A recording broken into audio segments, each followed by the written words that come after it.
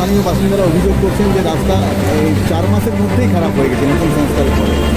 তো আপনার প্রশাসনের দিক থেকে কী কী ব্যবস্থা নেবেন? প্রশাসনের দিক থেকে এটা যেহেতু Bishnupur division PWD road maintain করে, আমরা ওনাদেরকে রাস্তার ছবি সহ আমরা চিঠি পাঠিয়েছিলাম এবং আমাদের জেলার যারা প্রশাসনিক হেড রয়েছেন তাদেরকেও জানানো হয়েছিল। তো বিষ্ণুপুর থেকে আজকে জুনিয়র ইঞ্জিনিয়ারও এসেছিলেন, এটা সম্বন্ধে আমরা অবগত এবং আমরা যে বিষ্ণুপুরের পিডব্লিউডি ডিভিশনকে আমরা বলেছি যত দ্রুত মেরামতি করে দেওয়া যায়। তো যে বিষয়টা আমরা আজকে এখানে আলোচনা হলো, তো সেটা হচ্ছে যে পুজোর আগে রাস্তা যেটা আছে সেটা মেরামতি হবে।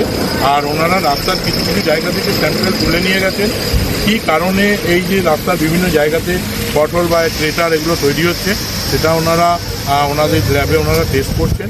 তারপরে রেজাল্টটা এলে তখন ওনারা বলতে পারবেন যে কী কারণে এটা হচ্ছে।